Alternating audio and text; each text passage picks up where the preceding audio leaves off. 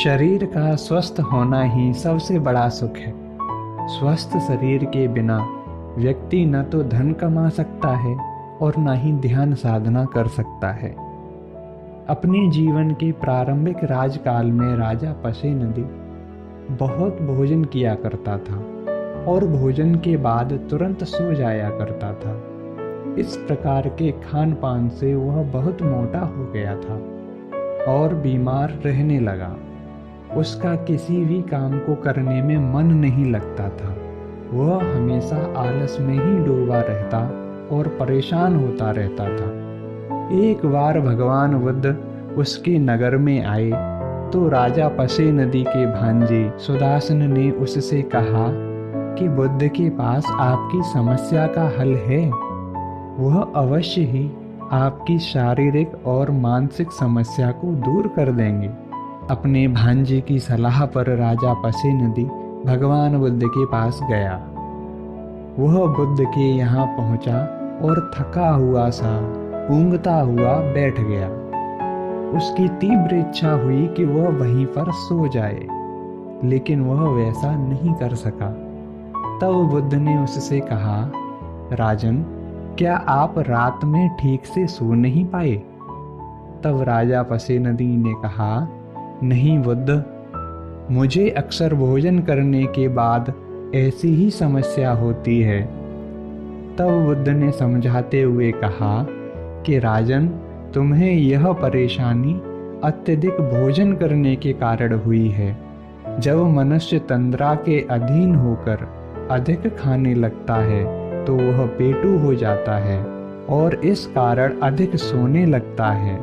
कष्ट के कारण करवटें बदलता रहता है और रात को नींद पूरी न होने से सदा आलस से भरा रहता है।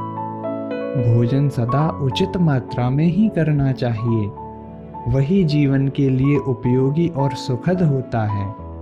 ऐसा समझाते हुए बुद्ध ने एक गाथा कही, आरोग्य परमा लाभः संतुष्टि परमं धनम विश्वास परमानाति निब्बाणम परमं सुखम। निरोगी होना सबसे बड़ा लाभ है, संतोष सबसे बड़ा धन है, विश्वास सबसे बड़ा रिश्तेदार है और निर्वाण सबसे बड़ा सुख है।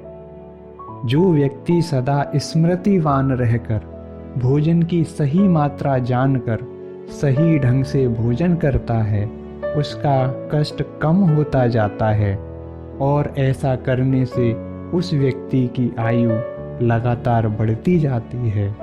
बुद्ध द्वारा बताई यह गाथा राजा पसेनदी बहुत कोशिश करने के बाद भी याद नहीं रख पाया। तब बुद्ध ने राजा के भांजे राजकुमार सुदासन को, जो कि पास ही खड़ा था, इस गाथा को याद करने के लिए कहा और समझाया कि जब राजा भोजन कर रहे हों तब इस गाथा को बीच बीच में सुनाते रहना। इस प्रकार जब भी राजा पसेनदी भोजन करने जाते, सुदासन बुद्ध गाथा को सुनाता, जिससे राजा को याद बना रहता कि उसे उतना ही भोजन करना है जितनी की जरूरत है और वह अधिक भोजन करने से बचा रहता और अगली बार भोजन कम ही लेता।